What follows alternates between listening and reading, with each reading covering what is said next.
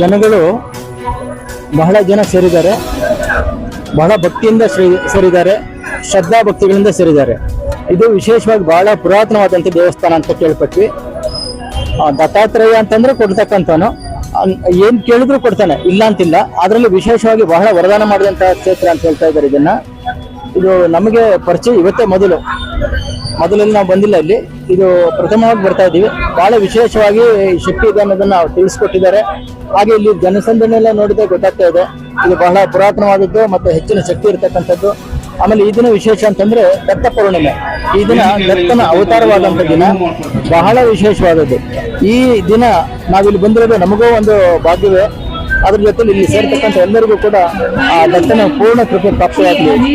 ಇನ್ನು ಸ್ವಲ್ಪ ಹೊತ್ತಿಗೆ ಕಾರ್ಯಕ್ರಮ ಎಲ್ಲ ಪ್ರಾರಂಭವಾಗ್ತದೆ, ಅದಕ್ಕೆ ತಾವೆಲ್ಲ ಭಾಗವಹಿಸಲಿ ಅಂತ ಹೇಳ್ತಾ ಆಶೀರ್ವಾದ ಮಾಡ್ತಾ ಕ್ಷೇತ್ರದ ಜನತೆ ಶಾಸಕರು ಸಚಿವರು ಬಹಳ ಬೆಂಬಲ ಕೊಟ್ಟು ಅಚ್ಚುಕಟ್ಟಾಗಿ ಕಾರ್ಯಕ್ರಮ ರೂಪಿಸ್ತಾ ಇಲ್ಲಿ. ಹೌದಾ? ಹೌದು ಸರ್. ಅದೇ ಮುಖ್ಯ ಅಲ್ವಾ. ಈಗ ರಾಜಕೀಯ ವ್ಯಕ್ತಿಗಳು ರಾಜಕೀಯವಾಗಿ ತಗೊಳ್ಬಾರ್ದು ಇದನ್ನ.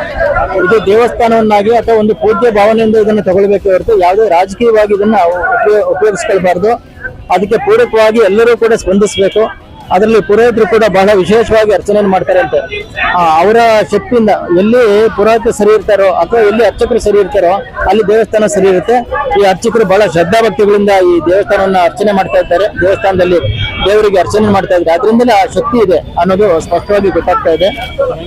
ಅದಕ್ಕೆ ಪೂರಕವಾಗಿ ಇಲ್ಲಿ ಇರ್ತಕ್ಕಂಥ ಜನಗಳನ್ನು ನೋಡಿದ್ರೆ ಗೊತ್ತಾಗುತ್ತೆ. ಅದರಲ್ಲಿ ಬೆಂಗಳೂರಲ್ಲಿ ಭಕ್ತಿವಂತರು ಬಹಳ ಜನ ಇದ್ದಾರೆ, ಭಕ್ತಿಯಿಂದ ನಡ್ಕೊಳ್ತಕ್ಕಂಥವ್ರು ಬಹಳ ಜನ ಇದ್ದಾರೆ. ಆದ್ರೆ ಅದನ್ನ ಸರಿಯಾದ ರೀತಿ ಬಳಸ್ಕೊಳ್ತಕ್ಕಂಥವ್ರು ಇಲ್ಲ. ಈ ಕ್ಷೇತ್ರದಲ್ಲಿ ಸರಿಯಾದ ರೀತಿಯಲ್ಲಿ ಬಳಸ್ಕೊಳ್ತಾ ಇದ್ದಾರೆ ಅಂತ ನಮಗೆ ಅನಿಸ್ತಾ ಇದೆ. ಈ ದಿನ ದತ್ತನ ಹತ್ರ ಏನ್ ಕೇಳಿದ್ರು ಸಿಗುತ್ತೆ. ಅದು ಶುಭ ಹಾರೈಸೋದನ್ನು ಕೇಳಿದ್ರೆ ಸಾಕು, ಎಲ್ಲ ಕೊಟ್ಬಿಡತ್ತೆ, ಕೊಡುವಂತ ಕ್ಷೇತ್ರ ಇದು. ಅದರಲ್ಲೂ ಪುರಾತನವಾದದ್ದು ಅಂತ ಹೇಳ್ತಾ ಇದ್ದಾರೆ. ಇದು ಮಹಾರಾಜರ ಕಾಲದಲ್ಲಿ ಬಂದಂತ ದೇವಸ್ಥಾನ ಅಂತ. ಆದ್ರಿಂದ ಬಹಳ ವಿಶೇಷವಾದ ಶಕ್ತಿ ಇದೆ.